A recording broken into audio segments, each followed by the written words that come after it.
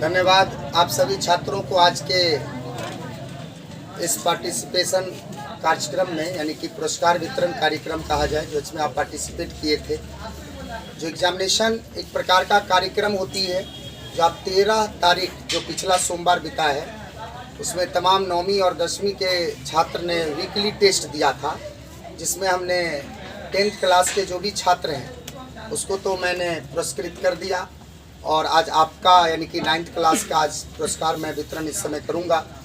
तो मैं 2 शब्द आपके बीच में ये कहना चाहूँगा तमाम छात्रों को कि अभी आप मुहाने पे खड़े हैं। 9th क्लास से आप 10th क्लास में जाने वाले हैं, इसलिए आपको मैं बता दूं, एक दूरदृष्टि सोच अगर आप रखते हैं तो आपके पढ़ाई के का जो एक अंग है 9वीं कक्षा, 8वीं कक्षा, 10वीं कक्षा, सारी कक्षाएं, जिसमें 9वीं कक्षा का बहुत ही बड़ा योगदान होता है, क्योंकि आगे चल करके कोई भी एग्जामिनेशन, कॉम्पिटिटिव एग्जामिनेशन में आप अगर फेस करते हैं तो उसमें 60-40 का रिलेशन होता है। 60-40 का मतलब मेरा कहना है कि 60 क्वेश्चन, अगर 100 क्वेश्चन में 60 क्वेश्चन आपको 9th से और 40 क्वेश्चन आपको 10th से। तो इस तरह से आप देखिए कि अगर 9th की कक्षा को अगर आप बेस अगर आप उसको नहीं मान करके अगर चलते हैं, आप केवल 10th पे ही आप निर्भर रहते हैं, तो हमारा जैसा मानना है कि आप 10th के बाद या इंटरमीडिएट के बाद कोई भी कॉम्पिटिटिव एग्जामिनेशन को फेस नहीं कर सकते। इसलिए हम चाहेंगे कि आपका आने वाला पीढ़ी, आपका तो समय 9th का बीत चुका है, फिर भी अगर आप चाहते हैं कि हम 9th का पुनः ये करें तो 2 से 3 महीना यानी कि 10वां का जो शुरुआती दौर जो चलेगा, उस दौर में आप 10th का लेवल को धीरे धीरे, क्योंकि शुरुआती क्लास बहुत स्लोली चलता है, और तो आप पीछे से आप एक्स्ट्रा टाइम हमसे लेकर के आप 9वीं की कक्षा में जो भी प्रॉब्लम आ रही है आप उसको क्या करेंगे, कवर कर लेंगे। जो भी स्टूडेंट को जो भी चीज़ छुट्टी हुई है, वैसे मैं जनवरी में भले ही 10th की क्लास शुरू हो जाएगी, लेकिन संडे और मंडे को हम आपको पहले भी बता चुके हैं कि 9th का क्लास कुछ चलती रहेगी। और जब एक एग्जामिनेशन लेंगे, जब आप एनुअल एग्जामिनेशन लेंगे, उस समय के बाद जो रिजल्ट वितरित की जाएगी, फिर मैट्रिक के स्टूडेंट जो इस बार हैं सेंटअप कैंडिडेट 2022 के कैंडिडेट, वो सब निकल जाएंगे। उसके बाद आपका एक विधिवत जो क्लास चलेगी, उसके बाद आपको जो है सो 9th के क्लास का समापन किया जाएगा, और उसके बाद मंडे को छुट्टी भी दी जाएगी। अब यानी कि छुट्टी बिल्कुल ही अभी आप समझ लीजिए अपने दिमाग से कि बंद है। तो अगले वर्ष से यानी कि 2022 से हम लोग मंडे और मंडे 2 दिन 9th का क्लास जारी रखेंगे। इसीलिए चाहेंगे कि शुरुआती दौर में अगर 9th का क्लास आपका वीक गया है तो आप निश्चित ही किसी भी काम को छोड़ करके, आपका मूल उद्देश्य है अभी पढ़ाई, आपका जो ये उम्र चल रहा है, अभी जो उम्र है, उस उम्र में पढ़ाई के अलावा आपके दिमाग में कोई बात नहीं आनी चाहिए।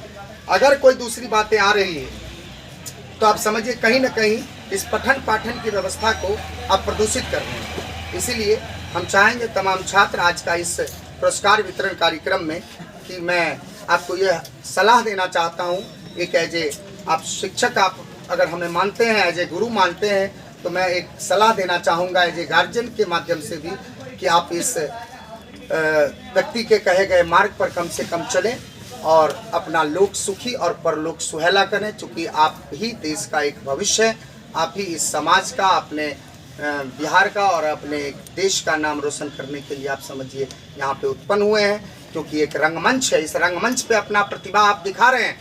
इसी प्रतिभा को आप दिखाने के बाद एक क्या उसका परिणाम मिलेगा, वो तो हर स्थिति में कर्म कर रहे हैं, फल की चिंता न करें, फल आपको आज मिल रही है। जैसे ऐसे ही बहुत सारे छोटे छोटे अंतराल पे हम लोग कर्म करते हैं और उसका फल मिलता जाता है।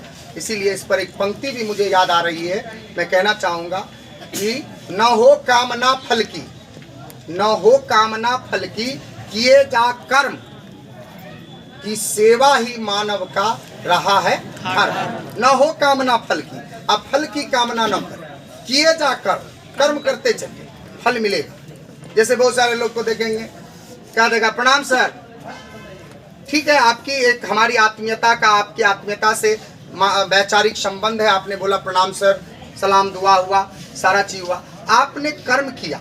अब मैं मेरा ध्यान चूंकि कहीं और है, उस समय हम अगर मान लीजिए आपका बॉडी लैंग्वेज मेरा नहीं इस तरह से चेंजिंग आपने देखा, तो आप क्या कह देते हैं, आप मतलब एज ए स्टूडेंट ने मैं आपको बोल रहा हूँ, आप नहीं, किसी अदरवाइज बहुत सारे लोग इस चीज़ को क्या कह देते हैं कि सर हम प्रणाम किए, आप जवाब भी नहीं दिए। तो इस बात से ये समझ लीजिए कि आपको हम जवाब क्या, आप तो कर्म किए ना, फल की चिंता आप क्यों कर रहे हैं? आपने जो आज प्रणाम किया या किसी का एक तरह से अभिवादन किया तो आपका वो कर्म था, कर्म। अब जो फल की चिंता आप तुरंत करने लगे हैं तब तो ये कर्म ही आपका बेकार है। एक उदाहरण के तहत मैं समझा दिया। इसीलिए आप कर्म करते चलिए, सतत अपने जीवन को आप अपना संवारते चलिए।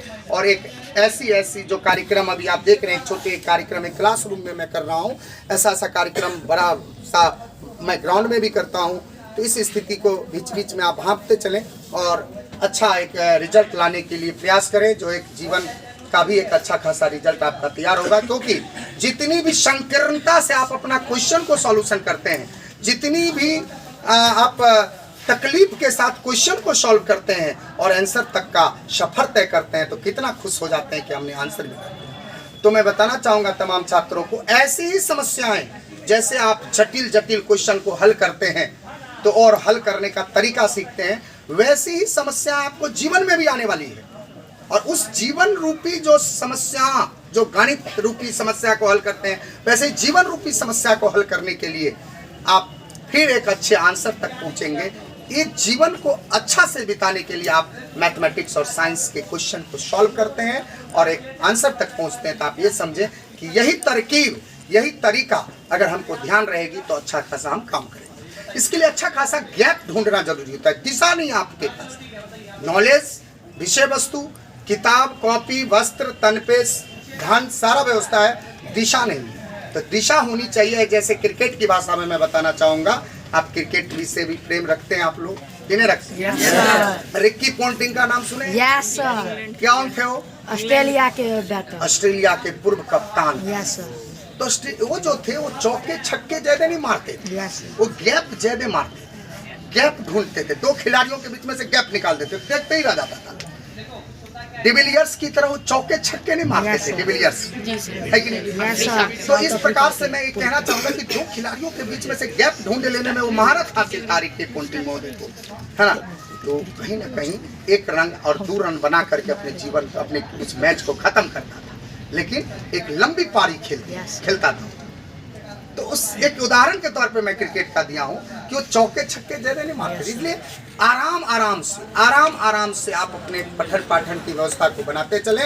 ये आज के इस कार्यक्रम में मैं आपको उपदेश के रूप में आपको 2 शब्द कहा हूं।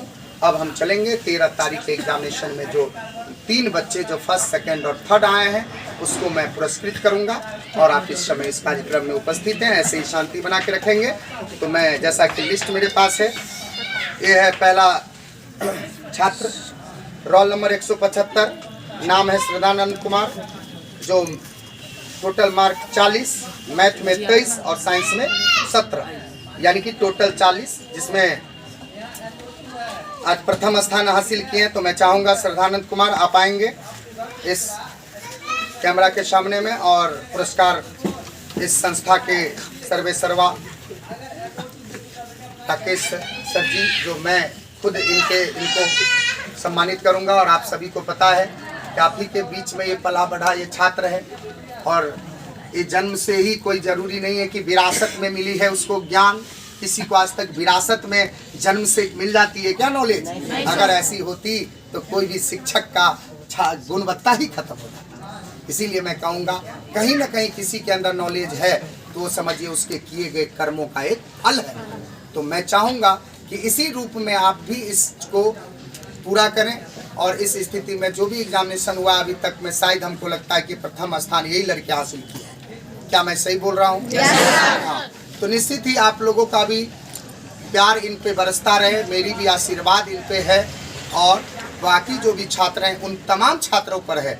तो मैं चाहूँगा कि आप भी, अभी समय आपके पास, ये मत सोचे कि समय गुजर गई है, समय है, जग जाओ, आज से जग जाइए और समझिए आप आगे आने वाला दिन आपके हाथ में कैसे होगी, इसके लिए आप थोड़ा सा तत्पर हो जाएं। समय का अभाव है, इसलिए मैं पुरस्कार इस समय खुद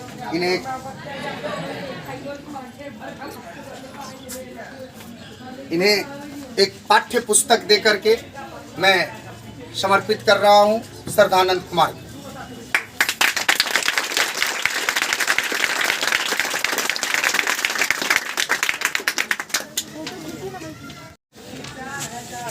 अब इसी कड़ी में हम अब दूसरे स्थान पाने वाले छात्र का मैं नाम लेना चाहूँगा। ये प्रथम बार ये नाम मुझे इस सूची में देखने को मिल रही है। ये है रोल नंबर 131 राखी कुमारी।